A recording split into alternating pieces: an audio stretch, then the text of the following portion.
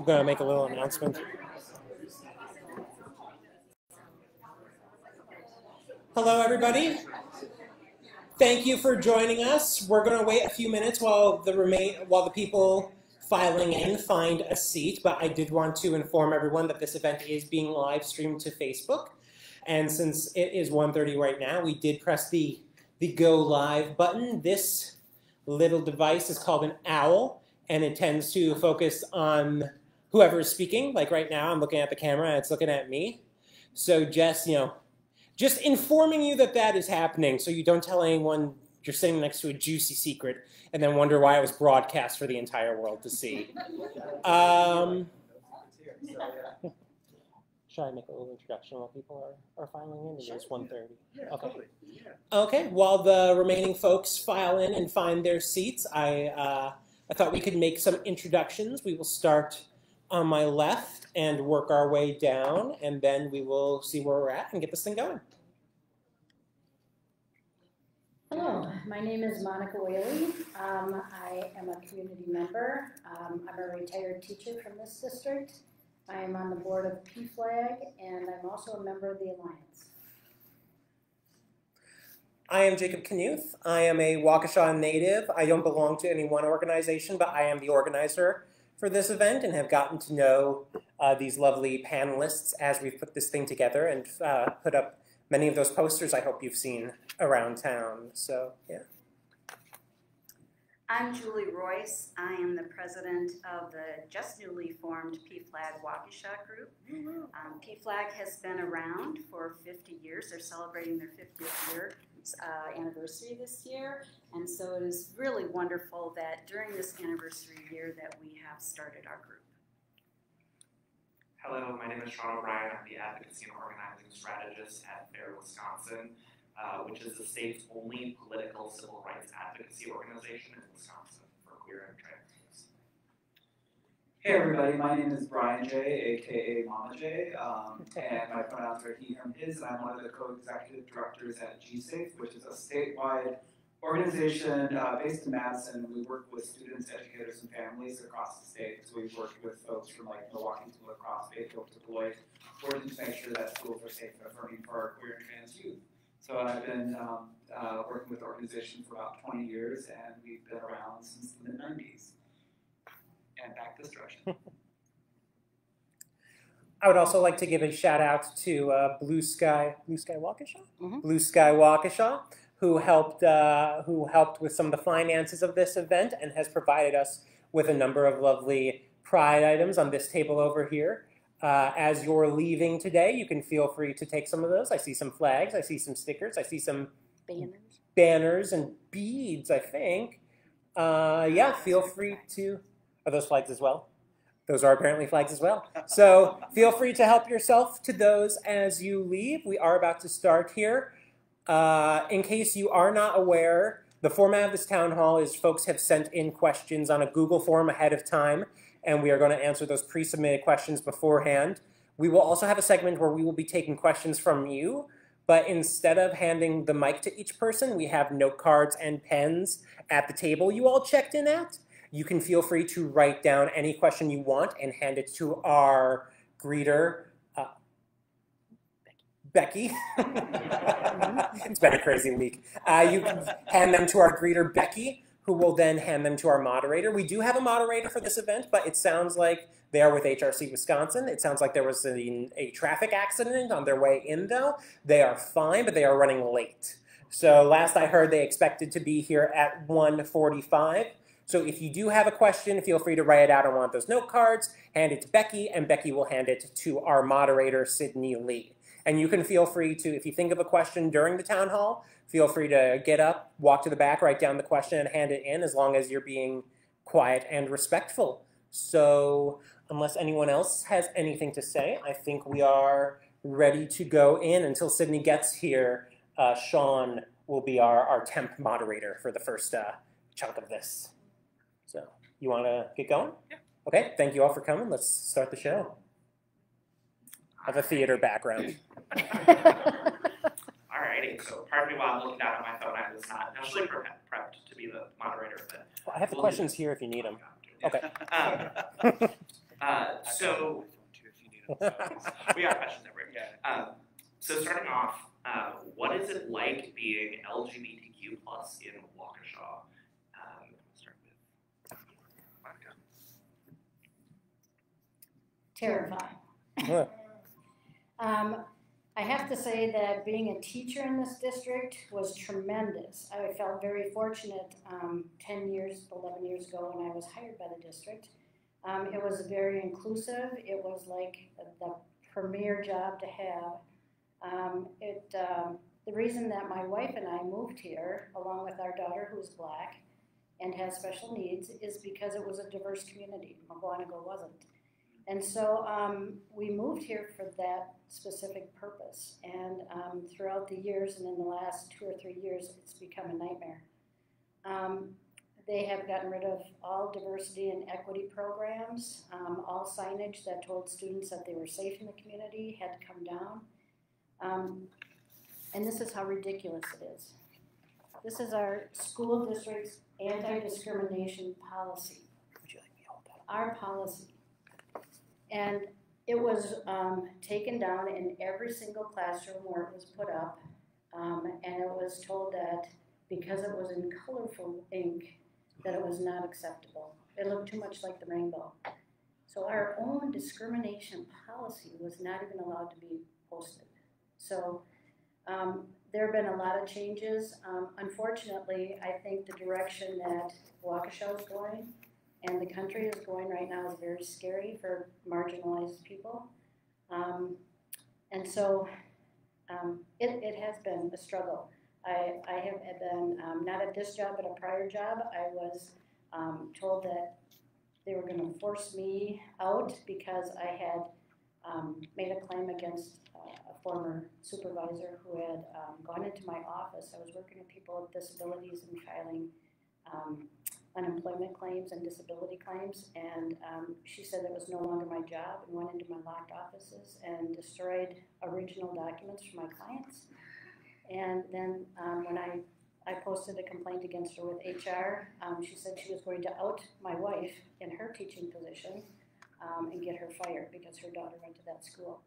So we face a lot of issues like that every single day. And that's just me as a mature adult who can rationalize some of these things and have different kind of opportunities that some of the younger people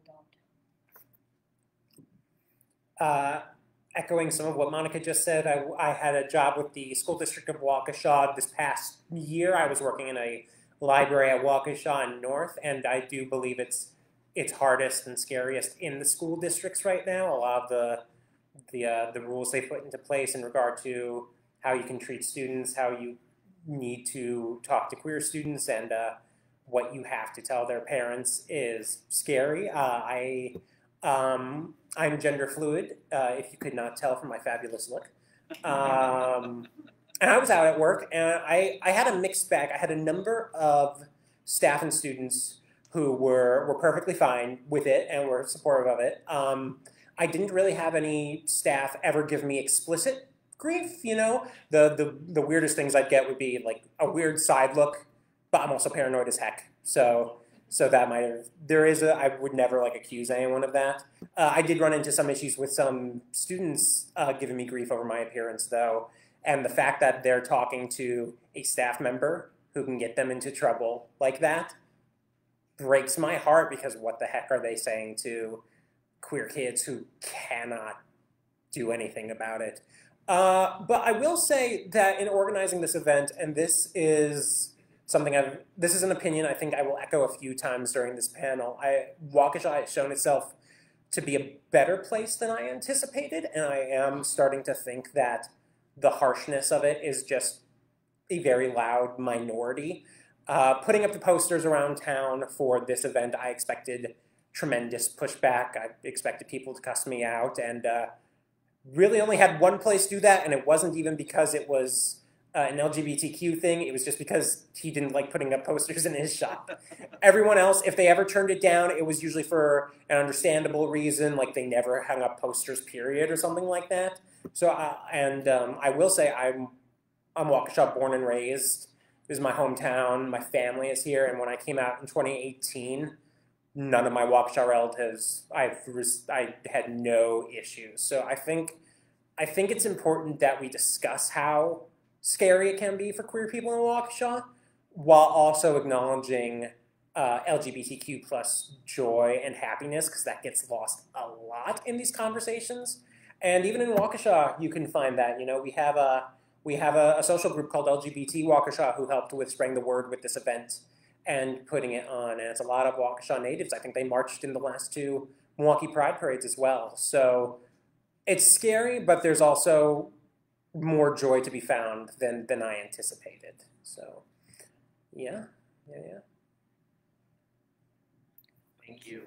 I think it's really important what you're bringing up, that not only are we facing overt discrimination, but it's also the way of when you walk down the street and you're wondering, are people looking at you?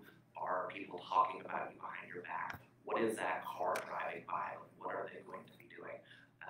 And then also in our schools, our teachers are the backbone of our community, and they're facing a lot of pushback and lack of support from the district, which I know that we'll touch on later. Not only is it important to get the perspective of what it's like to be queer or trans in Waukesha, it's also important to get the perspective of what it's like to be a parent in Waukesha, because we all want what's best for our kids. And so, especially when we have trans or non-binary or gender fluid kids. So I'm wondering if we can talk a little bit about what it's like to be the parent of a trans kid, and I'll start with you, Julie. Hi, I have 2 children that belong to the LGBTQIA community. My youngest is a lesbian. She is about 26 or 7 years old. And then my oldest is trans, and she is about 33. And just want to say that growing up here in Waukesha, after they left, that is when they felt like they could actually be themselves. And neither one of them have any desire to move back to Waukesha. And I think that's really sad, because I really love Waukesha. I think it was a wonderful place to raise children. They have so many children-centered things to do. It is a really family-friendly place. And I think you can have a family-friendly place with the LGBTQIA community also. My experience when I first came out was that, well, first of all, having LGBTQ people in my family was not particularly new.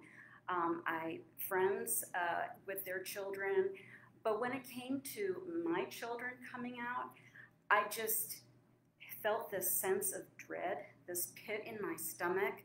What had I done wrong? Why were they doing this?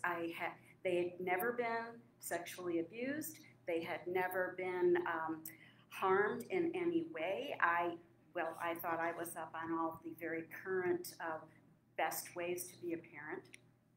So I really was thrown for a loop about this, even though I'm a pretty open-minded person anyway. Didn't matter if my friend's daughter was gay, but when it came to my daughter being gay, that was really different. And I went through my child will never get married like I expected her to get married. They will never have children the way I expected them to have children. There were a lot of my dreams for my children that were not going to be fulfilled. And I did not really have anybody to turn to talk about this. I had friends in this community who said, "Oh, you poor thing," or "It's okay, all you have to do is just keep on showing them the proper way to behave and to think, and they will come back to Jesus." And these things just don't work. And they didn't do anything for me to make me feel as if I was going to be a good parent. I did not want to abandon my children. I did not want to give up being Christian. And so I had to find other places. And at that time, there was really nothing in Waukesha. And so I found support online, and that worked really well. But it was through my online support group, when they were talking about being involved in their community and the things that they were doing made me wonder, gosh, maybe I should be more involved in my own community. And then when the school district issues started to happen, then I really knew I needed to do something. I just want to tell parents, there is absolutely nothing wrong if your child is LGBTQIA. There is nothing to fear. What we are doing in our society when we prevent, I want to say, comprehensive human sexuality education, not only for children, but for parents too. When we marginalize all of this, when we keep it out of view, we are denying people important information they need to raise their children properly, to form those healthy relationships with their children, to encourage their children to still be living all of their dreams. And I need to really stress that the way we are doing it is wrong. The way, if you can't find this education in the school district, if the books are banned from the libraries, if it is not taught in the religious communities, where are you going to find that information? Who is going to support you? And that is what is so wrong with what is going on. I'm not a parent of an LGBTQ kid. I'm an LGBTQ kid who has seen their parent deal with stuff, and so I just want to briefly comment on this from that perspective. I have had a completely loving and supportive family. My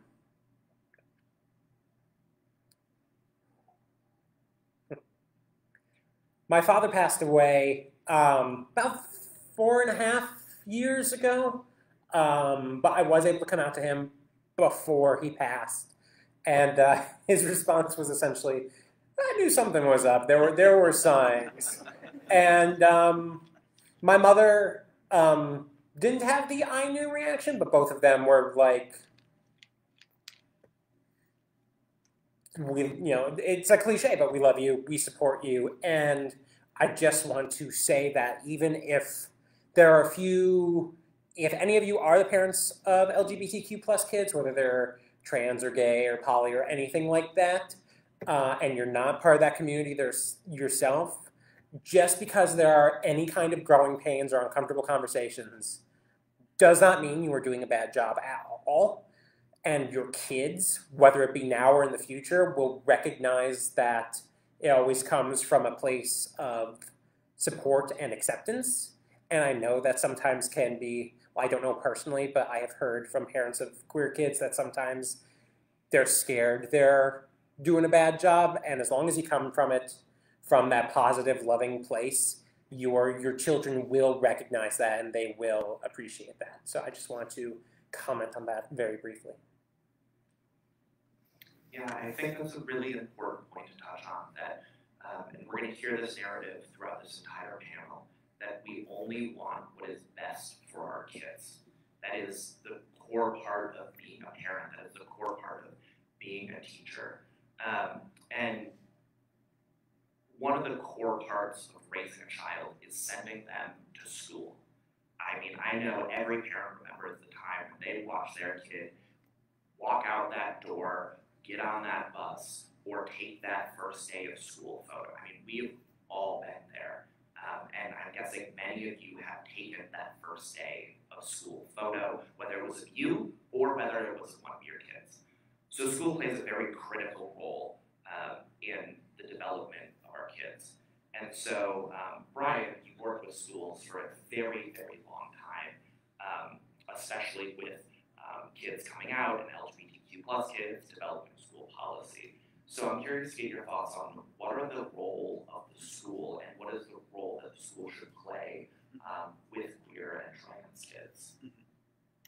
That is a great and also a very big question, but before I go into my answer, like Julie, you said something that was really powerful that I was hoping that the audience felt permission to cheer when you said that. So you had said there's nothing wrong with your child being LGBT, whatever, and I'm like, I was waiting for the audience to be like, woo. So say it again.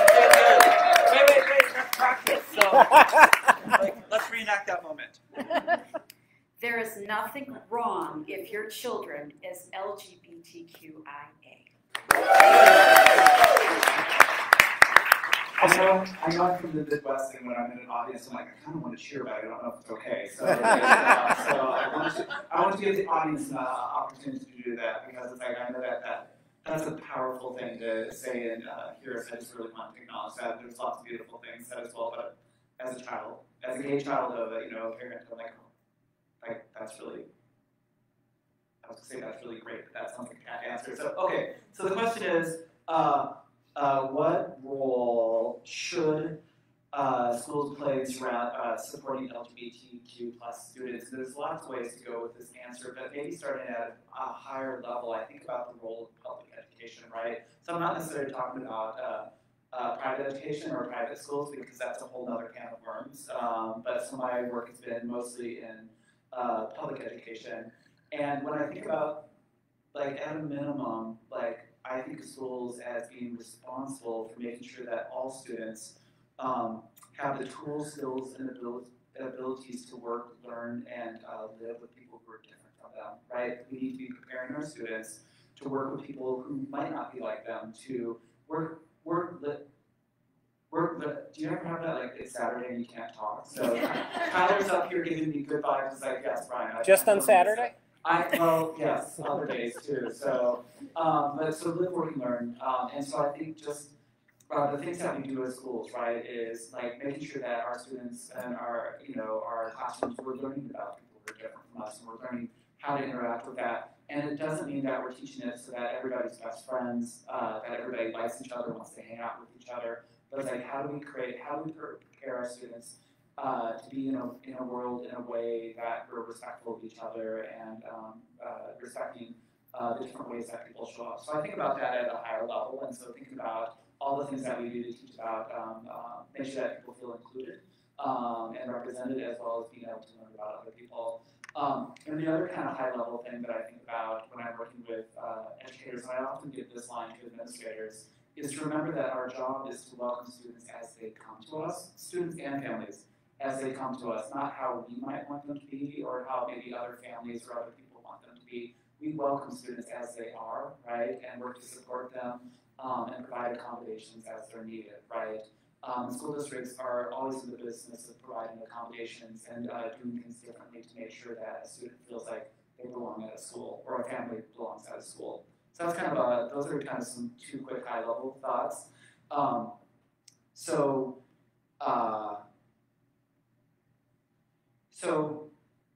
I think, there's lots of answers, and the follow-up question I think is going to give a little bit more to this, but I think about some recommendations from national organizations or the Center for Disease Control, CDC, that looks at mental health and well-being of students, and some really key elements that they always recommend that schools take to make sure that LGBTQ plus feel affirmed and supported in schools are, they usually talk about 4 different areas. One is making sure that we have comprehensive policies and procedures, right? That not only say here's how we're going to who we're going to support and include, but how we're going to do it, right? So have guidance around not only saying we don't discriminate on these list of enumerated categories on that sign that Monica and Jacob had held up, but then actually have procedures about what does that mean on a day-to-day basis, right? And for trans and queer students, that might be names and pronouns, or bathroom access, or privacy and student records, or what name gets announced when going across the graduation stage, right? So having comprehensive policies and procedures is a really critical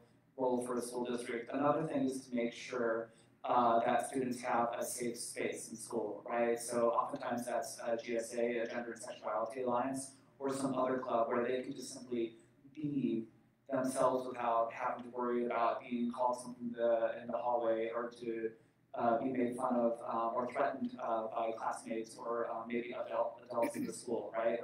Or not having to deal with those microaggressions or those slights that people think, when somebody's like, oh, I don't care if you're gay, I have a gay friend. It's like I know that the queer people in the room know that when somebody's like, oh, I don't mind gay people, I have a gay friend, that actually hurts, right? So, but not having to be in that space. So policies and procedures, spaces such as GSAs, comprehensive, inclusive education, right? What's being taught in the classroom. People really need to see themselves reflected in the classroom, and that includes, across the K-12 spectrum in age-appropriate ways, right? That includes our earliest students, right? Learning about themselves, learning about their families, right? Who's some of the youngest people to come out in school is our elementary students. Either they're trans or non-binary, or they have two moms, or they have two dads, right? If you start school and you're doing a family unit and your family's not reflected in that, whether it's two moms, or you live with your auntie or your grandma, or you have an incarcerated parent, or whatever the family structure is, right? A multiracial family, like all those different things, you need to see yourself reflected. And I'm having a bit of not Rick Scott, was it Rick Perry, who was running for president and had an oops moment where he couldn't remember the fourth thing. So I'm having that moment, so I'll come back to that. But I think, those are kind of some of the high level things that is really important to have in our schools. The simple things that we do, educators can do on a day-to-day basis is to always assume that there's LGBT students in their classroom and proceed from there. Notice the language that they use, the assumptions that they're making, how they're arranging the classroom, what language they use to talk to the students. If they always say, okay, good morning, boys and girls, who are they leaving out, right? Or if they group students, always boys over here, girls over here, right? That's not helpful. The other thing that I want to say to this question is, when I think about what role should schools play in supporting LGBT students, I really like what Julie said. Is I think the other thing that schools need to do is to be thinking about how to support families when they're not ready to be supported yet for their queer and trans kids, right? So I know there's a lot of tension these days around, should schools support trans students if the trans students aren't out to their families? And the answer, of course, is yes, right? Because if there's not a safe space at home, schools need to be that safe space, right? And that doesn't mean that we're leaving families out. Actually, the best procedures is to always be working to bring students and families together, because we know that in almost all cases, there are some rare exceptions, but in almost all cases, it's really best to have families and students all involved and on the same page, working together with the school, even if the family's not quite ready to be supportive or isn't quite sure if how to be supportive. And when the family isn't supportive, I think the critical role that the school plays is that they become a mirror to reflect back at families, whether it's like the entire family is not supportive, or maybe one parent is supportive and the other parent isn't supportive. Be a mirror and reflect back what they notice about how things are going with the kid when they're not getting that support, and be that advocate and working to help parents and students on the journey together, knowing that you never get a parent from point A to point Z without going through several steps, right? So anyway, that was a long-winded answer, but hopefully that was a helpful start. No, absolutely, and I think this next question is going to give an opportunity to talk a little bit more in the meat of what exactly can a school do to be supportive. So there's been debates about what bathrooms should students be able to use, what locker rooms should students be able to use. When do parents tell, or when do teachers tell the parent the name that the student is going by in school? Because that might differ from how the student identifies at home. What is the student putting on the top of their test if that name differs? So what ways can we do to ensure that students in Waukesha, but I guess in all schools, are able to be addressed by their name that they identify with and their pronouns, and be able to access the facilities that they need to access to be comfortable? Yeah, I think my first response, and I don't mean this to be flippant or cavalier, but I think in Waukesha, you need a new school board. Right? So, I know that you know that, right? But so many of the best practices that we know that are important for students right now, that board is getting in the way of that, except for one amazing school board member who might be here today. I believe she is. Yeah. So, yeah. And you also need a new superintendent. So, So a little bit of history. I've worked with the Waukesha School District for about 10 years, doing different work with student clubs at the high school level, as well as providing training for school administrators, coming in during summer, coming in during the school year to provide like best practices, working with the admin team, the legal counsel to try to navigate how we support trans students. And with the arrival of Dr. Siebert, suddenly that stopped very abruptly. And like, I was supposed to be coming in the summer to do some follow-up, and suddenly that invitation disappeared and never got followed up on. And that's a pattern based on the previous school district that he was in as well. So yes, you have some from the top, some challenges. So I recognize that some of the recommendations that I'm going to give might not be possible until we get some changes. But I don't think that's surprising to anybody in the room. So is it Nara? That Nara's giving me good verbal, like minimal encouragement. Yeah. But that doesn't mean, so let's talk about that. So in Wisconsin, so I like to start out with the kind of the two legal cases that have precedent in Wisconsin. So starting back in the late 90s, early 2000s, I forget the exact date, but the Jamie Busby case, which came out of Ashland, Wisconsin. He was a young gay man, started being bullied and harassed when he was in middle school, wasn't out at the time, but his classmates perceived him to be gay, right? And so, like, teased him, bullied him, really made life awful for him. And his school administrator was like, well, that's just going to happen if you're like that. Boys will be boys, right? And dismiss that concern. And then when Jamie got to high school, the harassment intensified. And it resulted in him being assaulted by his classmates, like thrown in pushed down into a urinal and by his classmates urinated on, and he actually had to go to a hospital because he had experienced injuries. And again, some of his administrators were like, well, that's what you're going to, what else can you expect if you're going to be like that, right? So Jamie and his family eventually pushed back at the school and sued the school, and ultimately a federal court decided that schools do have a responsibility to protect gay and lesbian bisexual students, and it's not okay to treat gay, lesbian, bisexual students differently, right? They have to protect them equally, and that was the equal protection clause of the 14th Amendment. And so that's set precedent around the country, but that definitely has an impact on Wisconsin. So schools have a responsibility to protect all students equally. That includes our LGBTQ plus students. LGBT students, that was that court case. And then, of course, just a couple of years ago, the Kenosha versus Whitaker case, down in Kenosha, a young transgender boy wanted to be treated like a boy in all aspects of his school career. For the most part, he was experiencing that, although in different pockets he wasn't. But when it came to bathroom access, his school decided that we're going to treat you like a boy all the time, except when it comes to the bathroom, we're going to treat you like a girl. Either you have to use the girls' restroom or you have to use a gender-neutral bathroom, like a single stall option. And Ash was not okay with that, right? And so he pushed back, and they went back and forth. And ultimately, the 7th Circuit Court of Appeals, which governs, I want to say, Michigan, Illinois, and Wisconsin, I might have that slightly wrong, so said, no, you have to treat him like the boy that he is in all aspects of school, right? Saying that that means that trans youth get to access bathrooms, right? So those are kind of the two big legal precedents, although if you have others that you feel like you want to jump in on, but those are the two that I think about when it comes to Wisconsin.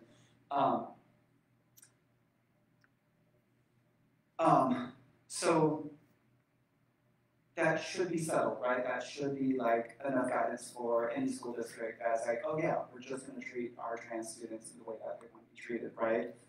So students should have the right to have their names and pronouns used, right? Because that's what we do in schools. We call people the name that they want to be called. We want to be respectful. They shouldn't be outed to their families, right? And that doesn't mean that the school does not, like when we say don't out students, we say that because some families still abuse their children, some families still throw them out. And it's also like, I'm trying not to swear here because this is being broadcast, but it's really scary for an LGBT person to have that control of their story taken away from them by adults who they should be able to trust, right? And to have their story told to their family without their permission or without their buy-in and consent. That doesn't mean that the school isn't going to work with that student to say, hey, like, what's the holdup, what are your concerns about sharing that with your family, and let's talk through that, and let's figure out, can we help you feel confident in having that conversation? What supports can we wrap around you? Do you want us to help you have that conversation? What's the worst case scenario? What's the best case scenario? And if the worst case scenario happens, how are we going to make sure that you're supported? Does that make sense? So, so again, I don't think schools remove families from the conversation, despite that being the narrative that's being said about like folks who are working to support students. Schools have a responsibility to help students have those conversations when they feel supported and when they feel ready to do that. And I feel like I'm just kind of going on for a while. So like, can I pass it down to you and get your thoughts? Sure. Yeah. So I think one of the things we can do as a former teacher and somebody who has witnessed the discrimination of marginalized students, especially LGBTQIA students, is to listen to them, listen to their stories. I witnessed so many times students so brave, so beautiful, get up in front of the school board and tell their stories. And they cried, and they admitted that they had tried to commit suicide because it was just too difficult to go to school with the harassment and the bullying. And unfortunately, we had one board member in emails to parents say, I have yet to hear a student say that they are not safe in our schools. So obviously they're either not listening or they don't care, but these stories have to be told. You have one adult that will listen to an LGBTQIA student and be there as a support and a mentor, and it reduces suicides by 40%. So we have to listen to their stories, we have to acknowledge it. And if it remains, pardon? Trevor Project? Yeah. 2022 Youth Mental Health Survey. 2023. Well, they had. How can you prove that people didn't commit suicide? Like, how is that study done? I'm sorry, I'm very familiar with scientific studies. I just don't want you to be on your side and saying, like, I want you to be saying, oh, a study proves and a study can't prove something, right? So, go on, sorry. Okay. So we have to listen to these, and we have to have a school board that acknowledges this. We have to have a superintendent who understands it and is compassionate and empathetic towards this. We have to have policies made to keep our kids safe. So that's one thing that we have to do in our schools. The other thing is, I just think more and more people need to be active in this. We need to have parents write in. We need to have the students keep telling their stories, and more groups like the Alliance for Education in Waukesha and PFLAG. I mean, we have the ability to get that out there, and we need people to listen to this and be more engaged and to vote for things that represent what you want. And so. Yeah, could I, I appreciate your, Sean, did you want to talk to that, or? Yeah, I'm just going to give you the microphone. Yeah, right. I mean, you're right. Obviously, you can't ask a person who died by suicide why they're dead, right? And I don't, again, mean to be flippant about that, but you're right. When you look at the National Youth Risk Behavior Survey, if you look at your local school district youth risk behavior survey, if you look at the Trevor Project surveys, if you look at the GLSEN survey, what you find consistently is that there's a huge disparity between straight cisgender students and LGBT students as far as like sadness and hopelessness around suicide ideation, suicide attempts. That is such clear and persistent evidence. And of course, when I say that, sometimes.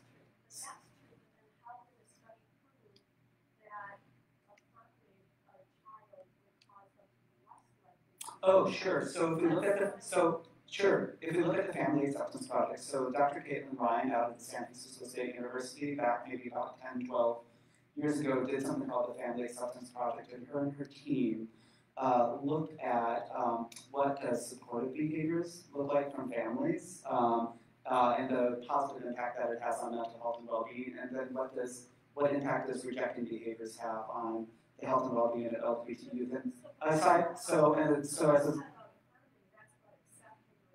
so if you let me finish. So yeah, I'm not trying to be argumentative, but I'm not. Yeah.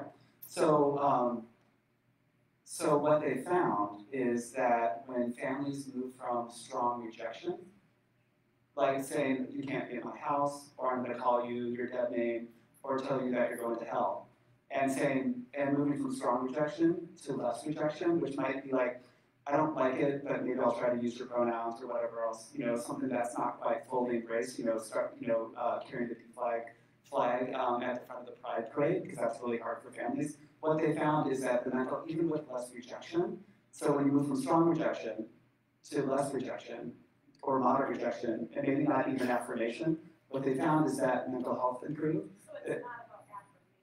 That was so it's not about affirmation. It's a study that says you accept and love your child no matter what.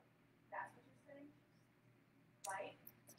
Like if you reject your child and you're like, I kicked you out of my house, like that's what's more likely to lead to suicide, right? So anytime I'm not sure if I'm going to give you an answer that's going to be satisfactory for you, so I just want to name that. So, and I'm happy to have an offline conversation with you, but what I'm saying is that studies have found that when you move from strong rejection and as close as you can get to full affirmations, mental health and well-being just goes up. So if you move away from rejection and into affirmation. So I don't know if I have anything more to say to that question. So I think we should just continue on. I'm gonna put a pin in this. We do have other questions that have been sent in, plus audience questions. If you'd like to speak to Brian after the event, more of a conversation. go for it. So if you go, sure. My last thing is go Google Family Acceptance Project. I'm telling you. Okay, we're going to just move on. We're moving on. Brian, if you send me that link after this event, I will post that to our Facebook page for anyone who is interested. Thank you. All righty. We're going to take a moment to reset the conversation here. Thank you for the questions. Thank you for the comments and the responses to that. This is why we're having this. All of these resources are publicly available, and at the end of this, we will make sure that everybody has access to these publicly available resources. So I would like to take a moment and have our moderator, who has arrived safely, introduce themselves. Hi everyone, I'm Celine. I'm with the Human Rights Campaign. It's nice to be with you guys today. We've had some very good questions asked, but we want to keep it on subject and keep the message clear, so we're going to keep going. So the next question that I have for you guys is, how can we help make this country safer for everyone who's LGBTQ?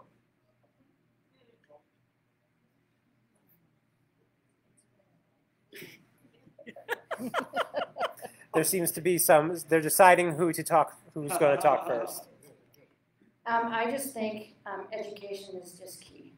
We need to educate people about the fact that we are everywhere. And there are a lot of us.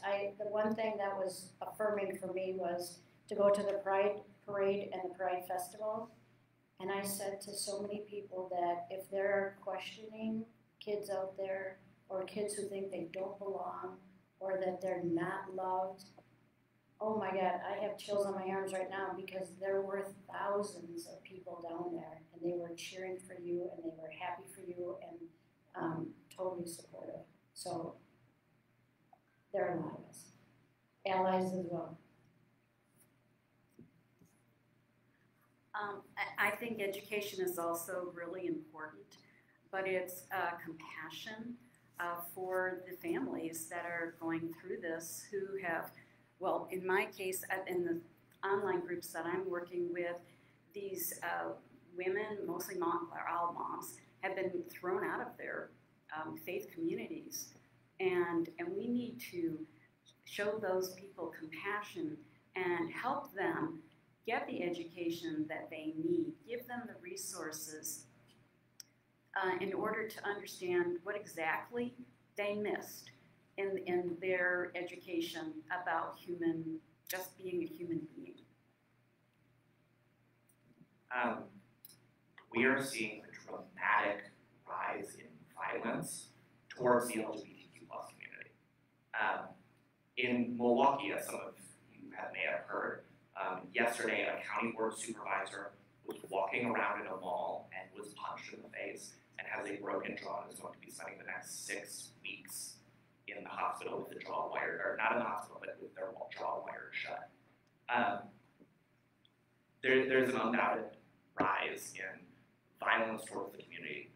We are seeing bomb threats that are being made in schools here in Wisconsin because students want their pronouns to be respected. We're seeing lawmakers in California who are also getting bomb threats, schools getting bomb threats. It is a gigantic rise in hate against the community.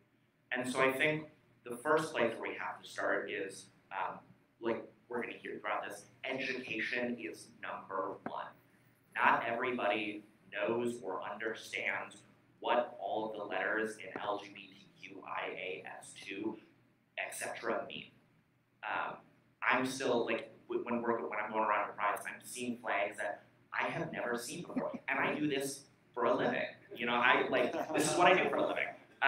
So I don't know everything, and we're all still learning. I also think that we have to start passing comprehensive non-discrimination procedures. Wisconsin was the first state in 1982 to protect non-discrimination on the basis of sexual orientation. We have no protections for gender identity or expression at the state level. In the state of Wisconsin, you can also murder somebody for being gay. So we need to eliminate the LGBTQ plus Hannah defense. So there's a lot of different laws at both the state level, and then when we start heading down towards our local level, conversion therapy is still practiced. And the YS are...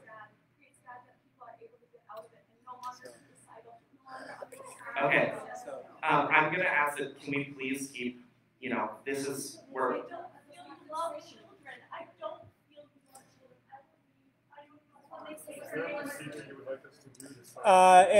We're meant to notify the library that she is leaving. So there was going to be one. Let's be real. And conversion therapy is shown to increase suicide attempts 4 times. A Trevor project at the NCLR showed that suicide increases in Wisconsin 4 times for students and youth who experience conversion therapy. So we have to start instituting these bans, and this can happen at your village. I don't know where all of y'all are from, but it can happen at your village, it can happen at your county level, it can happen at the state level, and there's a lot of different legal protections that we can get in place. But the first place where we have to start is by getting everybody onto the same page and starting with education. And I thought it was me, so sound like, wait a second. I guess, but just to speak to the issue, the talking points around protecting our children, right? And I was talking about the Family Acceptance Project, and one of the things that we know is that most parents love their children, right? Whatever their particular religious beliefs, whatever their particular political beliefs, people love their children, right? And they want to protect their children. And one of the things that, again, that Family Acceptance Project found was that sometimes families, because of fear, maybe misunderstanding, maybe because they're worried that their kids are going to get beat up or harmed or killed, they will take a response of what they think is protection. They'll say, no, you can't do that, or you're too young to know, or you can't be out to your family, you can't be out at school. They think that's protection. But actually what that feels for a young person is harm, right? Because it's saying you're not okay who you are, or there's something inherently wrong with you. And so one of the things that project, and I try to work with schools, is how to work with families that out of a need to protect their children might be inadvertently harming their children. So just to follow up on that. So, and I'm sorry, I was doing on that conversation, so I wasn't listening to the whole conversation. So, but I'm going to pass it back. Well, actually, I can speak to that. When our youngest came out as lesbian, and she wanted to go out and tell her friend, her best friend, who was pregnant. And my concern was that I didn't know this pregnant friend well enough. I knew that being pregnant, your emotions, your hormones are more I guess, well, at a different level. And my fear was that her friend was going to reject her. And I strongly urged her not to tell her friend. Later, she came back to me and she said, you know, I did tell my friend later on, and she had no problem with that. Yet in the meantime, she's thinking that there's something wrong, that she can't tell somebody that she was very close to. And that's on me. That's on me, and I have had to make reparation for that. We do need to vote, yes. And run for school board. To address the initial question of making the country safer, I agree with everything that has been said about voting, education, all of that, but I do think that there is something that people in this room can do today, and hopefully people outside this room, if anyone's watching, can do as well, which is I alluded to the fact that when I was putting this event together and putting up posters around town and asking people if they could, give us a plug, I went to a bunch of small local businesses, and the fact that more were supportive than I expected kind of blew my mind, and it shows me that turning this into a controversial issue by people who are against folks like me, folks like us, serves to silence not only the LGBTQ community, but any potential allies who are worried who don't want to rock the boat, or who are worried that if they stand up and support queer folks, that they might lose a relationship. And unfortunately, that is a legitimate risk, but I am starting to believe that it is much less likely than I used to think it was. So I would encourage everyone who supports us, whether you're a parent or just an ally or a friend or anything, to vocalize that support. Because I genuinely think, especially in Waukesha specifically, you will find that more people agree with you than you might think, and they were just afraid to say it as well. I think it's a domino effect. I think if people speak up in support of folks, regardless of the controversy, if we strip away the controversial status of this issue, then I think that will go a long ways towards making things better and making things safer. And before I hand the mic back to our wonderful moderator, I would also just like to apologize for the interruption. I also misread that situation. At first, I thought that she was enthusiastic but a little misguided. I thought she genuinely wanted to know, and I kind of misread that. But I thank you for bearing us with that, and I think everyone, I appreciate everyone up here handling it with the grace they did. So thank you for that. Yeah. Like I said, there was bound to be one. So, but yeah, there we go. I think this room speaks to how many people support LGBTQ issues. Out of all this room, there was one, okay? And there's always gonna be one, unfortunately. But we live in really beautiful times where we have community who's gonna step up, who's gonna speak out, and who's also gonna recognize when things aren't right. And that's what this room did. So kudos to everybody here for handling that situation with grace. It spoke a lot, and it was really beautiful to see. So we'll move on to our next question, and that is, what services are available for LGBTQ people in Waukesha? Julie or Monica, does either of you want to start off? If you look, there's a lot more than you realize. One of the best organizations that is here is LGBT Waukesha. It is a group of the community, made up of the community. They list themselves as a social group, but I would go further than that. They communicate with each other on Discord. And on Discord, they discuss all sorts of different issues: social issues, health issues, interpersonal issues.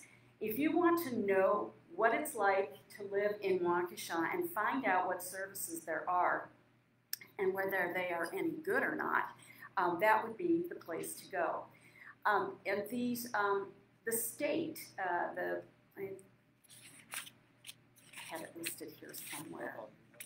I So, know all yeah, my that's notes here. Okay, well, on the state Department of Health, I think it's the Department of Health has a page on LGBTQ, and they list all sorts of organizations that are around in Wisconsin. And you guys are listed, we're listed, LGBT Waukesha is listed. So there are plenty of things that are around. There are,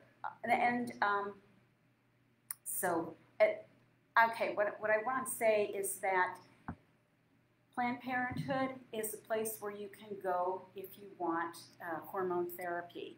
If you're wanting more comprehensive care, you can go to Freighter.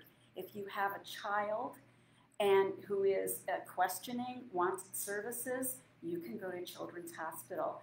There are lots of services here. And from what I understand, they're pretty darn good. And there are private counseling services also, if that is the type of help that you need. And then there is the Chamber of Commerce, the LGBTQ Chamber of Commerce also lists organizations that are run by LGBTQ people. I don't know how many people are in Waukesha, as far as companies are in Waukesha, but maybe we can change that and we can find out who they are and get them listed. One of the things that we are trying to do in PFLAG is make a list or compile the resources that are in our area and have them be in one document. It's a long process and it's going to take legwork, going around to different places, making connections, being in the community, but that is something we're actively working on. Also, as far as support goes, Waukesha County Department of Health and Human Services have programs for LGBTQ+. For others, there's 211. National hotline for suicide is 988. Nationally, also the Trevor Project. So if anybody you know is struggling or thinking about suicide or self-harm, please know that there are those supports out there, and we can list this on the video as well. But locally, in Oconomowoc, there's Newport Healthcare, and they specifically have a program for LGBTQ. So it's in clinic and then outpatient as well. Thank you guys. Oh, sweet. I would also like to take a moment to shout out Diverse and Resilient, which is a statewide based organization that works on anti-violence, and they have a number of incredible services. So make sure to check them out. They have an office in Milwaukee, and they also have another office in Appleton. And I hope Brian is going to shout out some of the programs that GSAFE offers, because they have some really, really incredible programs. Fair Wisconsin is also able to help folks who are considering running for school board, who are wanting to get involved in elections, who want to help write policy. We are able to provide those services and other legal services as well. Yeah, I wasn't even thinking about shouting out GSAFE. So, because I did have a follow-up question about, well, I'll hold on to that. So GSAFE, some of the things that we do, we've worked with school-based clubs, right, at the high school and the middle school. I think there might have been. I know that there's GSAs at the high school, there might be at the middle school. I'm looking at Greta, if Greta's still here, if there's middle school, yeah. And so we provide support to students and advisors for that, which could be just visiting the clubs. We also provide day-long conferences for students, as well as an overnight or a 4-night camp at the end of July called Leadership Training Institute, aka Gay Camp, which is a way to help students, particularly from around the state, feel less break isolation and be connected with their peers who are interested in developing their leadership skills. We also do a lot of professional development with educators and with administrators, both one-shot and then long-term consultation. And we also do policy advocacy. We helped pass the first district-level non-discrimination policy that was inclusive of trans and non-binary folks. We've been working with school districts since about 2005, 2006 on that. The question that I did want to follow up on is, and I didn't hear anybody speak to it, and I know that faith and religion is really important to a lot of folks, and sometimes when either you come out or if a family member comes out, that can be a really you might find that your faith community isn't supportive or is not the place that feels nourishing. I'm wondering if anybody can speak to, like, yeah, I see some hands popped up, so. I can take this first part a little very quickly, since my microphone's right here. The Wisconsin Faith Voices for Justice. Yeah. Rabbi Bonnie Marmoulis, they're incredible. They provide a wonderful resource for anybody who finds that their faith community is not supportive. They're able to connect with open and affirming churches and other just fantastic resources for folks from faith, whatever faith it is. They have resources to help you have those conversations with your leadership in your churches or just your community. So when we were Catholic, and we left the Catholic Church because of the fact that it has the bishops came out with this statement, the U.S. bishops came out with this statement that was just not very helpful, just put it that way. And we went looking for other churches in Waukesha. And at first I thought there were none, but there are actually several here. First is Christ the Servant Evangelical Lutheran Church. The Evangelical Lutheran branch of the Lutheran faith is mostly very open and affirming. First Congregational United Church of Christ has gone through the reconciliation process. First United Methodist Church has also gone through the reconciliation process. St. Matthias Episcopal Church is very open and affirming. They've not yet gone through the reconciliation process, but we're working on that. And they have combined, they have First Presbyterian is now nesting with them. First Presbyterian just sold their building to another unaffirming church anyway. But they have gone through the reconciliation process. And then we have Monica's group, which is the Unitarian Universalist Congregational. And I'll let her talk about that. Yeah, so it's the United Unitarian Universalist Congregation. It's in Waukesha. It's on Washington, and it used to be the old Civic Theater. So very, very welcoming. And if you know about Rainbow Land Choir, we were the ones that our board president, I think Adele is here. She takes all the credit. We should give her all the credit for helping us arrange that. It was really very successful. We had over 200 people there, and I think we made a pretty big statement. One more thing. I just wanted to also say that on our PFLAG board, we have 4 pastors, and they are very much interested in making sure that the LGBTQIA community is not abandoned, and that God loves all of us equally. That's another applause line. Yeah. Julie's just dropping applause lines left and right. So we're well aware of corporate pride. You know, corporations love to slap a rainbow on things and pretend they're supportive. But recently we've seen a lot of rollback. We've seen a lot of corporations take away some of their pride merch. We've seen some not put out any at all, as in previous years they've had. So I guess my question for the panelists is, how do you respond when people say, I'm supportive, but it feels too much in your face? It feels like everyone's supportive of LGBTQ issues. Well, I have an analogy for you. So, say my house is on fire, and the fire department comes, and they have all these fire trucks, and they start putting out the fire at my house. And then my neighbor comes over and says, why aren't you spraying my house? I pay for taxes that cover the fire department. Why aren't you spraying my house? And I have to explain to them, well, right now my house is on fire.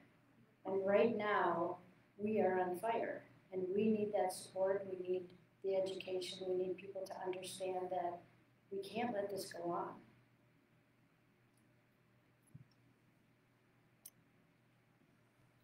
I don't know that I necessarily have an answer other than look at the news. Pride Month is about education. And I think sometimes folks can forget where Pride started. It started as a riot. It started as a protest. I think this is the reason why Pride is now more important than ever, is that there's 550 bills trying to silence our community nationally. Kids are getting death threats, murders of Black trans women are going through the roof. This is an epidemic. And so this takes a moment for us to come together as a community. Chosen family is incredibly important for folks who may have lost their family, who may have never known a home. And that's what Pride Month is about, is building and educating and coming together to learn and be in community in a place that is safe and affirming. And I know that when I go there, I am around people who are going to uplift me and hold me and keep me safe. And so I think that's really what it's about. And also, look at the media representation. I mean, there's very little media representation of queer folks in the media. It's getting better. I mean, when I was a kid, I never saw two people of the same gender kissing. Now I see it a little bit more, but I mean, if you look around, there's still a lack of representation. And so it's just about finding and being able to identify, and it feels safe. Yeah. The question just made me think about, sometimes when I talk with educators, I talk with them about identity development for queer and trans people. And there's lots of different identity development models out there, but there's almost always a stage that a person goes through where they're, like, when I'm with educators, I'm like, it's kind of when they're in the insufferable gay stage, where there's a one person pride parade going through the high school hallways or the middle school hallways, or if you've had a kid that's come out, you're like, oh my god, why is it like rainbow, rainbow, rainbow, rainbow, gay, right? And what I remind them is that unlike their peers, they weren't able to go through some of those developmental stages at the same time as their peers, right? They weren't able to be like, I have a crush. Or like, all those things that we take for granted and don't even blink at when a straight or a cisgender student goes through that stage, right? And whether that's at age 12 or whether that's at age 45, it's important for queer and trans people to go through that stage where they feel they get to be themselves and they get to establish that part of their identity. And for most people, it's a period of time, and then it kind of mellows out, and it's just a part of their identity. But if you're working, like if you're a parent, and you're like, man, I love my kid, but can they stop with the trans already? It's like that's all they talk about. Know that that's part resistance and asserting themselves, and also it's a very normal developmental stage, and that doesn't mean phase. It means developing their identity as a queer or trans person along with the rest of their identities. So anyway, I want to add that. I think also the general public at large is not living this experience. Yeah. And I would say probably all of us are in some way or other. I am not a part of the community, but I'm associated with the community. And so I'm experiencing some of the things. And I have, my knowledge is more. There are a lot of people who this is really new for. And they don't understand why we have to talk about it, because I was perfectly fine living my life and not hearing anything about it. So I think some patience on the part of these people who are learning this for the first time. It's hard. It's really, really hard, because I really want to say, oh, just get over it. And I can't, because I have to be compassionate to them, because I will never, ever bring anybody over to the side of understanding what it's like to be LGBTQ if I don't have compassion for where they're coming from. Everyone else answered this, so I might as well too. I will say that I think, because the initial question was about it being so in your face and can we, how we respond to that. I think it's important for people to know, and for us to, again, touching on that theme of education, changing hearts and minds, that it shouldn't be in us versus them. It's not, like, there is the queer community, but the queer community is just a smaller subsection of our community, Waukesha has, you know, I feel like it's easy to forget that Waukesha is a pretty diverse place. I went to high school here. I had, you know, it's not like that 70s show or Happy Days where it's all just white people unless Wilmer Valderrama's putting on a funny accent. You have a lot of different people from different backgrounds, but we're all Waukesha, and on a greater scale, we're all citizens of this world. So I think, you know, with it being in your face, that's just a part of your own community, just talking about what they are and how they are, and it shouldn't. I feel like I've lost the thread here, but I did too. My point is that we're all one community. We should all be one community who love and support each other, whether you're gay, cis, straight, trans, anything like that. We're all just, it's cheesy, but it's true. We're all just people. So, yeah. Oh, sorry. Well, going off of that, I'll plug my work really quick. So I work with the Human Rights Campaign. So the HRC has a corporate equality index.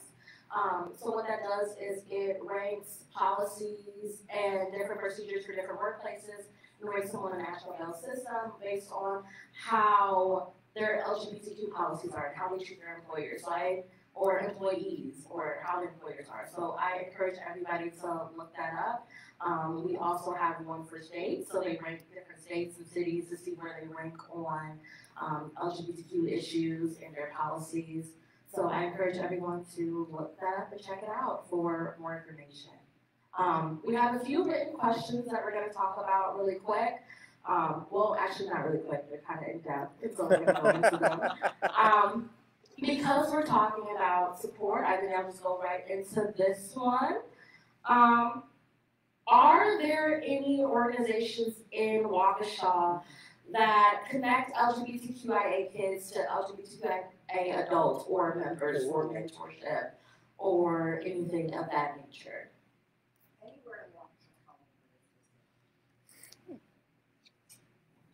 I will say, unfortunately, not that I know of. However, we talked a little bit about LGBT Waukesha before, the social group that's on Discord and Facebook. I've been to some of their meetings, and it is only adults, but I think kids are welcome. Like, I don't think there's anything barring a high schooler or a middle schooler from going to that. And if you want to ask more about that, I recommend you reach out to them on Facebook.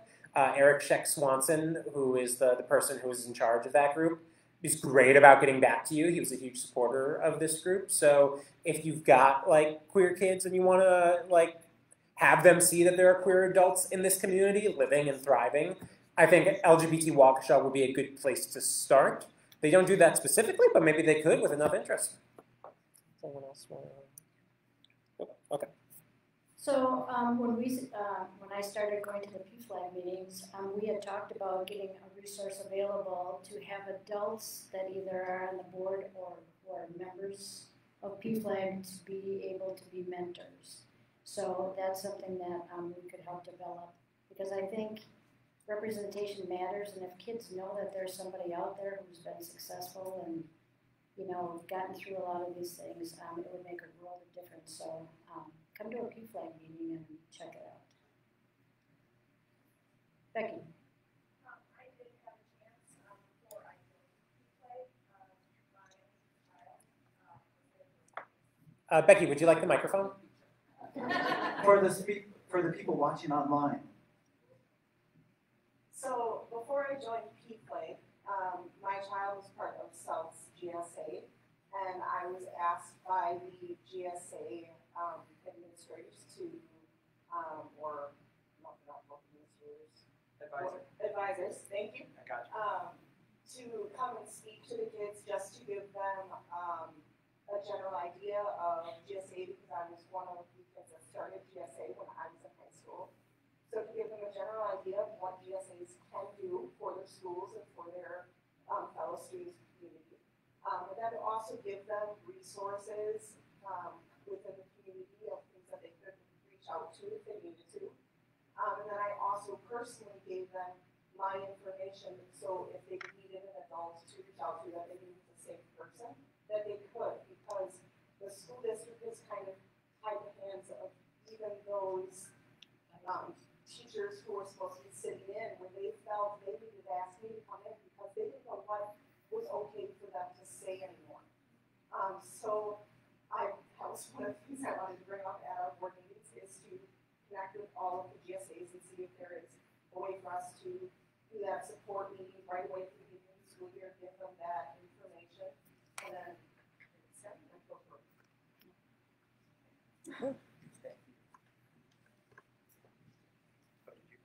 Sorry.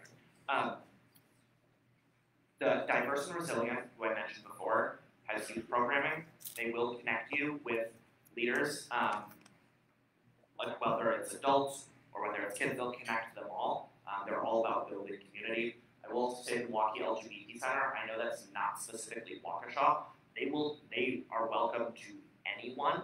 They have fantastic youth programming and they will connect them. And also all of you, you can make connections with the youth that you know to people who you trust. That is how I first began, meeting adults who were out and like doing things in the community. And then also I know that like UWM has a bunch of programs that you don't even have to be a student to be able to access. So there's a lot of them, and I know they're a little bit more based in Milwaukee, but I know that everybody from Waukesha and Madison are welcome there. So. I talked already, but I have two quick plugs that Sean reminded me of. In regards to UWM's LGBTQ+ Resource Center was a supporter of this event, and we did print out some flyers about that. They're on the table in the back, unless they were really popular, in which case they're all gone already. But if they're still there, feel free to grab one on your way out. And also, it's not as close as Waukesha, but there is an LGBT Center of Southeastern Wisconsin. It's in Racine, so it's a bit of a drive, but they're not just a Racine center, they're a Southeastern Wisconsin center. They've also been great in helping spread the word about this event and helping us out with that. So if you've got family in Racine or you want to make out the drive and check that out, I fully support that. So yeah. I think that's a really good question, and to reiterate what my panelist said, I think it's really important that if you are an older adult, or if you're an adult and you're proud of your sexuality, don't be afraid of that. Don't be afraid to hide yourself. Don't be afraid to especially hide yourself around kids. They're smart. They understand. All this talk about, they're not going to understand, they're not going to get it, they're not going to understand. They understand perfectly well. I was a K-4 teacher, okay? Those kids understand more than you even think about. I had this little boy. He obviously had a very rough upbringing, but one day he was sitting down at his desk and he was building an AK-47 out of magnets. Now, what does a 4-year-old know about an AK-7? Obviously a lot, to build it with magnets so well that in fact that I knew what it was without even looking up a picture. Now, if they can understand things like that, not that they should, not that they should have to, not that that should even be a topic of conversation, but if that is one of the realities that they have to face when they go to school every day, or things that they have to live with in their normal life, it's not fair to hide them from love.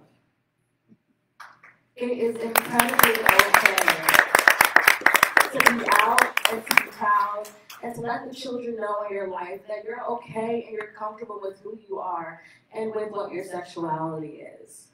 I know my little cousins are looking up at me and that they're very proud of who I am and who I'm becoming, and I'm very proud of who I am and I'm becoming. And that's not something I'm going to hide or shy away from, especially when I'm in those classrooms.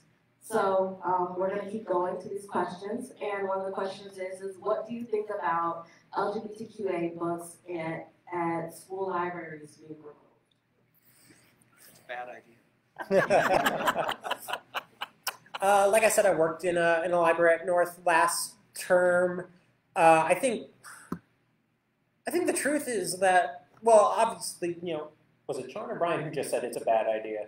I did. Yeah, it is a bad idea. But here's the thing that I think a lot of people pushing for those removal are getting lost. Just because a book has an LGBTQ+ character in it doesn't mean it's like about being LGBTQ plus necessarily, any more than like Star Wars is about being a white person because it's all white people in those original movies. You know, it's just people existing. And I will say, YA, young adult books, tend to have better representation in this area than books for adults, to the point where I know people who have tried to become authors with representation in their books who have had publishers suggest to them, you know, you should make this YA. It'll be easier to publish. So I think it's a bad idea. It strips away the importance of representation, which was touched on before by Sean. But also, you know, a lot of these school districts have like 3 copies of a Mein Kampf in there, but are taking out Love's Simon versus the Homo sapien agenda, which was the movie Love, Simon. And you just have to wonder, how is that so much worse than a book literally written by Adolf Hitler? It's just, it baffled the leaps of illogic that people have to make to justify these removals astounds me. I wish I could make those leaps in some areas of my personal life, but no, I'm strictly adherent to logic and sense and empathy. Because you can rent it, and because 12-year-old heterosexual sex apparently is okay. Oh, I forgot about that. Shout out to Stephen King. Yeah, that wasn't in the movie though. They decided to leave that out. I wonder why. Yeah. Oh no, I read Stephen King books in middle school and in high school when what's her name? The girl has in between when they're kids and adults, she has sex with every single boy after they come out of the sewer. And they're all supposed to be like what, 12? Yeah. Because heterosexual sex is okay. They never even talk about removing those. Okay. When I was growing up, and thinking about careers, and thinking about maybe becoming a librarian, it's one of those things where the librarians were mousy. They had glasses. They were not sexual at all. And now we are thinking that librarians have no sense when it comes to choosing books for children. They've spent their lives researching different topics, becoming experts in the Dewey Decimal System, and we're thinking that they're groomers? I'm sorry, but that's a real leap of craziness. My mom was a children's literature professor for 30 years. She was the president of the Children's Book Cooperative, and she sat on the Jane Addams Peace Association Book Award Committee, which is a national book award. And she started teaching in 1980, when the books were only white, cis folks like Tom Sawyer. And, all of these other books that just weren't representative. And as she got into the classrooms in Madison and Milwaukee and Florida, she had kids coming up to her saying, "Why aren't you teaching about a book that looks like me?" And the kids had the books. The kids are going to get the books that they want to read.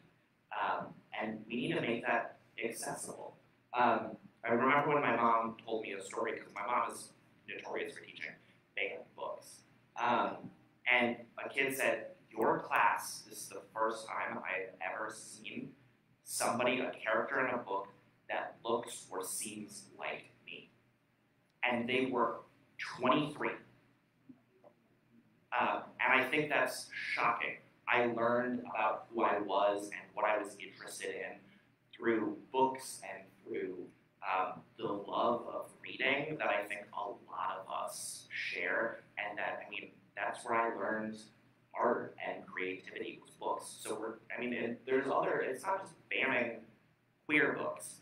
It's banning books about Black kids. It's banning Frog and Toad. It's banning, just educational materials. And I know that G-Safe can talk a little bit about it. But I know that you had an author who wrote a fantastic book that is now the second most banned book in America. Yeah, I wasn't thinking about talking about that, but I guess my thought is that not every book is going to be So if you don't like the book, don't read it, right? So it doesn't mean that somebody else doesn't want to read that book and that book's not going to be important for them. And you know, I always like to start out like libraries and books saved my life as a kid, right? Being able to see myself, you know, to find refuge, being able to kind of get away from my small town, and the stories of books are super powerful, right? And the other thing that I think about is like all the like I'm not going to repeat what other folks said, but I think, you know, the other importance of books is that sometimes we read stuff that we don't agree with, but by like when we are able to look at books and engage with them rigorously and like say, I'm reading this, I don't necessarily agree with it, that's okay, that's part of learning, right? So just because we read a book doesn't mean that we're like, I'm going to do everything that this book said, right? So I think recognizing that youth and adults, especially if we expose them to different ideas and different books, that only makes them more prepared for the world to encounter different ideas, have discussions around that, I think is really powerful. So, and also, like, young people who've experienced abuse, who've experienced divorce, who've experienced trauma, who are questioning their sexual orientation, their gender identity, they find themselves in books in powerful ways, in places where they might not have access to that, and that lets them know that they're not alone. And it gives them ways to think about, how do I articulate what's happening for me, and how do I maybe connect and find help around that. So, and so people pretend that things don't happen to people, right? And they don't want books that acknowledge, here's how people live and exist, right? And that harms the kids that need that, but it also harms their own kids, right? It harms the kids that it doesn't apply to, right? Because again, it completely doesn't prepare them to interact with different ideas or ideas that are different from their families or from their world. Now I feel like I'm just rambling, but I can just go on and on. But those are great. We shouldn't ban them. Yes, Oliver has their hand up back there. Come on down.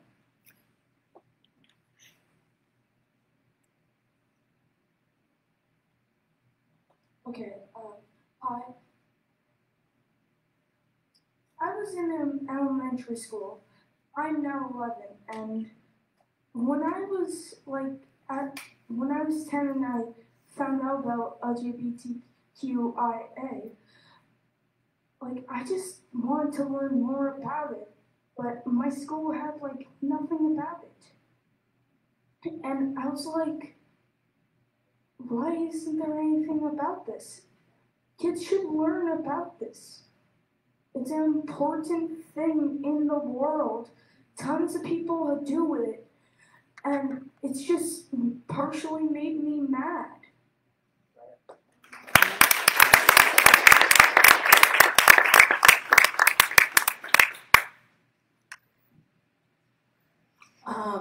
We have a lot of important, okay, there we go. This is the audience participation stage. Yeah. Oh, thank God. Sorry to be another. I don't know how many of you watched Joe Biden's inauguration. Oh, I know this guy. But there was a young lady who read a poem there. Yeah. And, yeah, thank you. And her book has been banned from some libraries or some schools. And, you know, she made the point, she was in an interview on CBS Mornings about a week or so ago. And she said, just because they take the book and put it behind the desk, where you have to go to the librarian to ask for it. And she said in some places they even do an assessment to see if you are able to read it or you are mature. Maybe I'll use the word mature enough to read it, okay? And in her mind, that was the equivalent of banning the book because it was an impediment in someone being able to read a book. So, you know, it's more than just banning a book. Yeah. Thank you. Yeah. Yes. I'm going to cut this short because we do have a lot more questions that we have to get through, and we have a lot more, but if there's another question that like speaks to you and you really want to speak, I will promise I will get to you first. I just want to remind people to also check on their public library boards. Yay! Yes. There we go. There we go. I will say while you walk back up, the Waukesha Public Library Board, so this library board for this library is very accepting. We are reviewing all of our policies right now. I serve on the library board. Yay! It is not.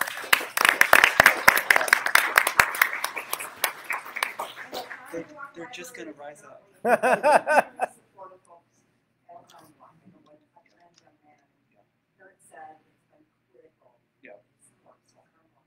Love it. Well, you guys do know a book that should be banned, and maybe this is controversial, but I'm gonna say Twilight. That book, now, it gave me some ideas as a sixth grader. You know, I thought I'd be a really pretty woman, she would turn me into a vampire, my skin would just sparkle. I had really unrealistic expectations every time it rained outside. Now that is a book that should be banned.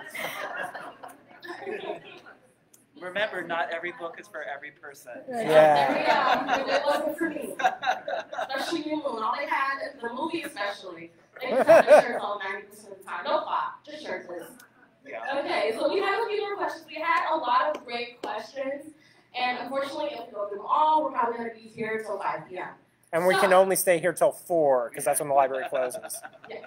So I am going to pick a few of my favorites, so we're going to ask them, and then I'm going to give you guys a timer of about 2 minutes to answer. Love it. Does that sound good for everybody? Thank you, Mom. Okay. 2 minutes each or 2 minutes as a panel? 2 minutes each. Okay. We'll do a minute 30 each. Okay. Okay. So this one is about a scenario where it would be appropriate to ask somebody their pronouns. How do you do that without outing them or making them uncomfortable?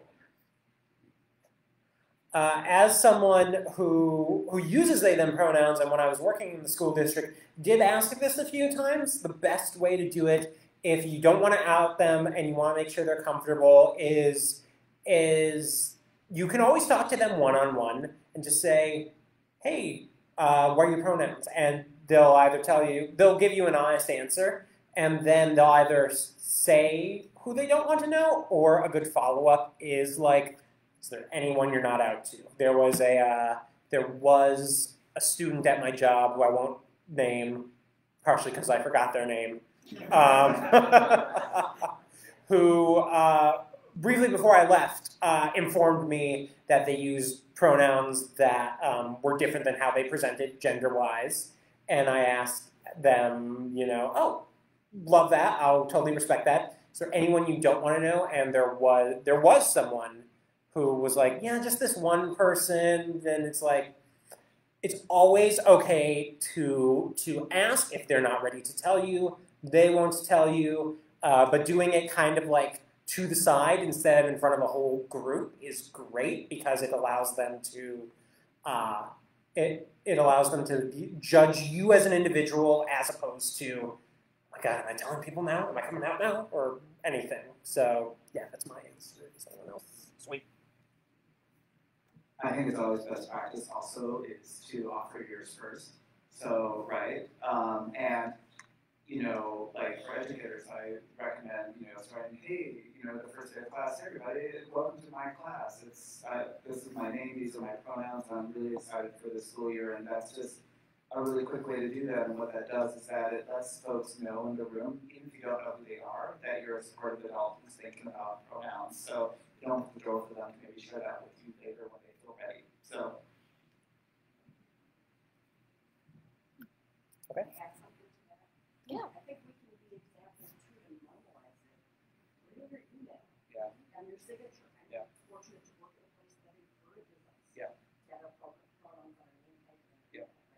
The more we normalize that and get that message that this is okay, it's normal, it's not evil.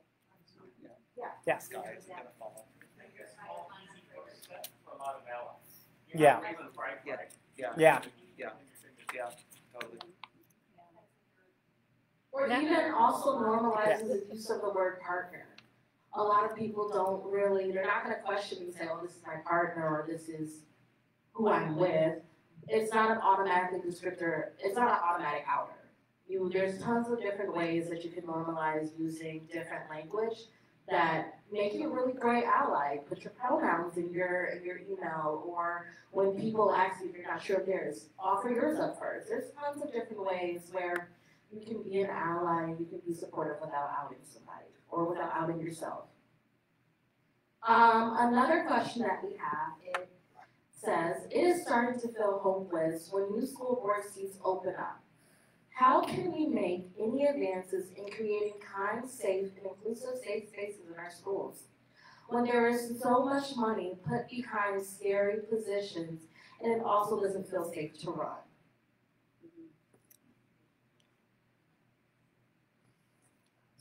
So, finding support when you're running for office. There is a lot of it. We have Wisconsin Progress, which is a candidate training program that will teach candidates from the moment they start thinking about it on how to file your nomination papers, how to do the paperwork, to fundraising, to like start finding your little kitchen cabinet who are going to be your supporters. And that's for progressives across Wisconsin. Fair Wisconsin is a member of Wisconsin Progress. We donate to that. Planned Parenthood is a member. There's a lot of fantastic other progressive boards out there. There's Emerge, which is a candidate training for women. And actually, Sydney's current boss was the former state director for Emerge, and they provide also that same candidate training. But the best thing that you can do when a seat opens up is run. You're going to have a huge number of people that you don't even know who are going to come and back you. Fair Wisconsin endorses. We provide funding. You as a candidate might not be able to fundraise, but there are groups out there who will invest in your race. Fair Wisconsin, Planned Parenthood, Citizen Action Wisconsin, for our future. You're going to get money, and it is going to come, and there's going to be people who are going to help you fundraise and meet the goals that you need to meet. I can't say that you're going to win. That's, it just depends on the race. But there's a lot of support in building a strong progressive bench out there. Would you say it's like, I'm noticing the phenomenon, particularly folks, school board elections are supposed to be nonpartisan, but clearly, like the Republicans are supporting slates of candidates, and I'm wondering if you're seeing any school districts where either progressive candidates or even like moderate candidates who don't hate on queer and trans and people of color, are you seeing them running in slates as well? Do you think that's an effective strategy? Sorry, it's a follow-up question. Yeah, I think running as a slate is fantastic. We saw that in Waukesha. We had 3 progressive moms run against 3 very conservative dads, and they won. And it was great. And we had that happen in Mount Horeb on the village level, and we've taken that back, and now we're going to be passing a conversion therapy ban there. And you can find that support when you run as a slate. It's you 3 that run it together. You all 3 might not win, but you have that triple capacity with fundraising, door knocking, and you're not alone, because running is scary. It is just the most terrifying thing that you can do.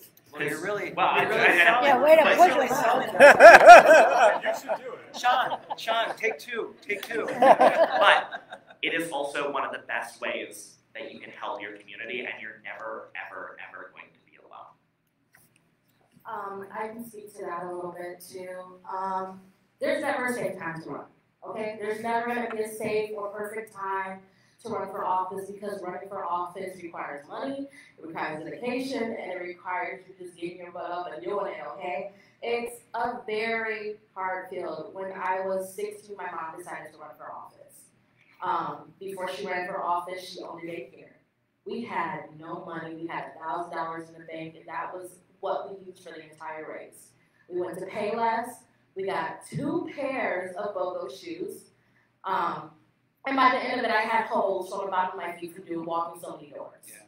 I will never forget when my mom first ran for office. She was a black young woman, and she was running for a Democratic seat. But I will never forget people looking at her and telling her, "You're too young, you're also too black, and you can run again another time. We're going to let the men take this." Yeah. Not only did she win, but she whooped their butts. Yeah. And she did that by doing doors and going and talking to people. When I was in college, I decided to run for student body president. I ended up winning. I was the student body president for 27,000 people at UW1. Unfortunately for me, I am Black and I am queer. And around the time, I ended up losing one of my best friends in a really bad car accident. And my grade percentage dropped by less than a point. They used that as grounds to remove me.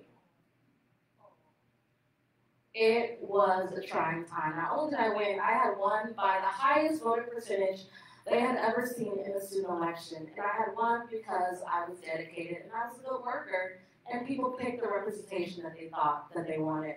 Not only was it a nonpartisan race, but we had the college Republicans coming out in woodworks. Everybody came out, and I had emails going out about me to listservs of 800 people. I didn't even know I was that popular.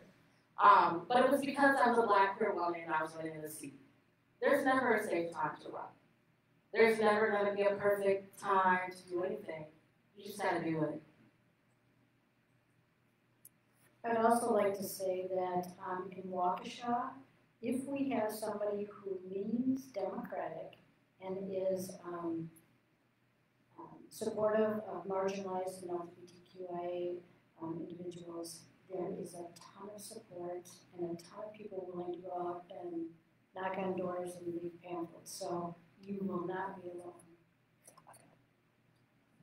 I'll make this quick, but Sean really drove home how scary this is.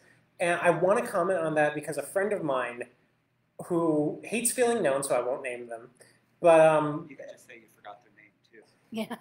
yeah, but that makes me look bad. I already admitted that before. But no, my friend has been sending me this comic whenever I tell them I'm scared, and essentially the message of the comic is, do it scared. You can still do things when you're scared. Like I said, this has been my life for the last 2 months. I was terrified. I was terrified no one would show up. I was terrified I'd get grief putting up posters. I was terrified someone would in here and cause a mess, which did kind of happen. I did it anyway, and I'm so glad I did because this has gone... I mean, it's not over yet, but this has gone beyond my wildest hopes. I'm so glad I did it, and I did it scared. So you can do things scared, and it is harder, but it is an option. So do it scared. Be scared, but be great. That should be a tattoo. So we have one more question, and then we're going to wrap it up. We kind of want to end it on a positive note. I think this is a great question to end it on. So here we go. As a non-parent or resident of Waukesha, what is currently happening to make change or reverse some of the decisions the board has made? How can I help? I want to work for change so I can spend some day feeling comfortable enough to send a child or children to school in the Waukesha district, as well as for all students. Where do I start?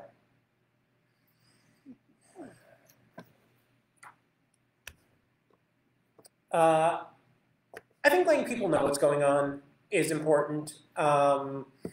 We've actually had some national coverage about the stuff in the school district lately. The whole Rainbow Land thing was covered by CNN, people, I think even USA Today.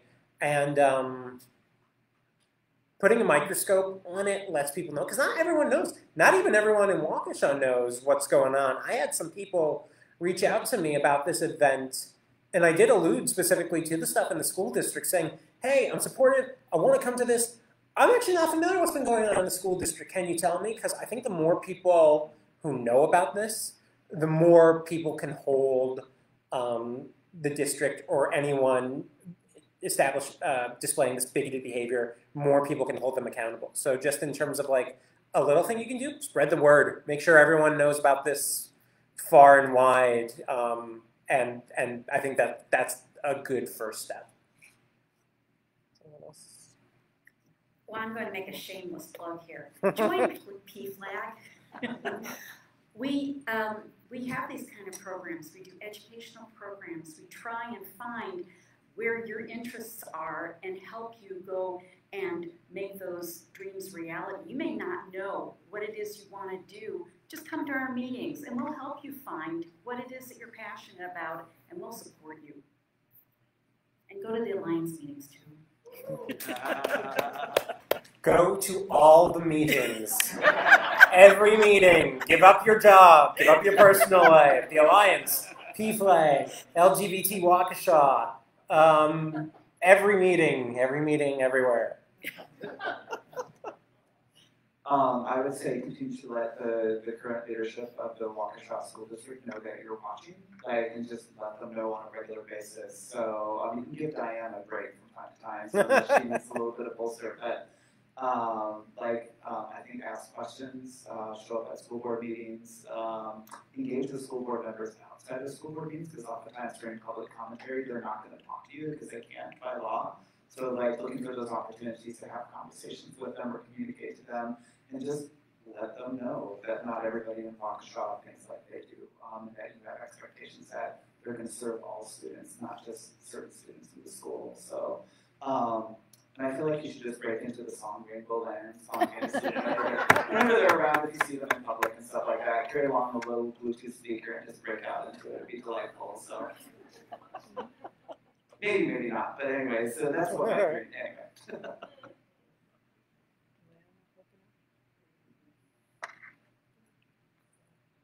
I should say, actually, I should say. It's like hot potato. Yeah, no, I'm sorry. I think it's on July 12th, but it keeps shifting a little bit. But the school board is having the disciplinary, like the meeting to decide whether or not to terminate Melissa Temple, the first grade teacher who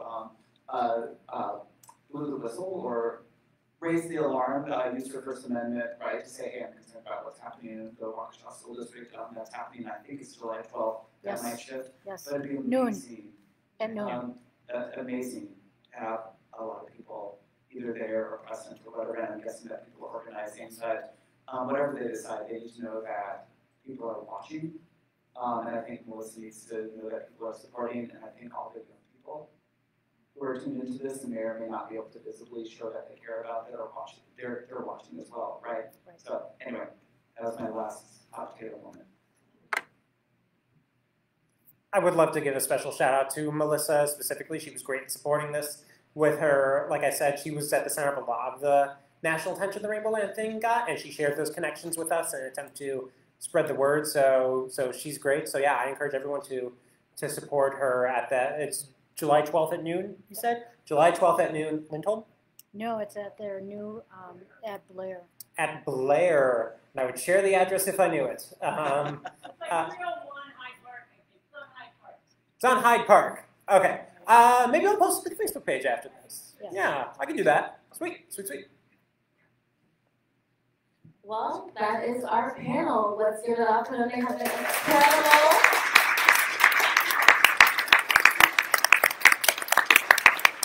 I want to thank everybody for coming out today. I know it is a Saturday and probably be watching, I don't know, like The Little Mermaid at the matinee showing. But we genuinely appreciate you guys being here, and we appreciate your grace when other people weren't so graceful. But we're a community, and we're here, and we're queer, and we're beautiful, and we're going to educate everybody that we can. So thank you guys for being here today. Can I say one more thing? Oh, yeah. Just one more thing. As like I said, I was the organizer of this event, and I said this before, but I'll say it again. I really appreciate everyone coming out and supporting this. This one's so great. We do technically have the space until 4 p.m., so if you want to linger a little bit, chat with anyone who sticks around or any of your other attendees, or if you want to get the heck out of here and enjoy your Saturday, I understand that as well. Well, we have free stuff. Blue Sky Waukesha was kind enough to provide us with some swag. It's on this table right up here. Feel free to grab a sticker, a flag, anything. But yeah, I will be sticking around until 4 since it's under my name, and I need to make sure nothing's broken because I cannot afford to pay to fix it. But yeah, thank you again, and I hope you all have a good rest of your Saturday. Yay.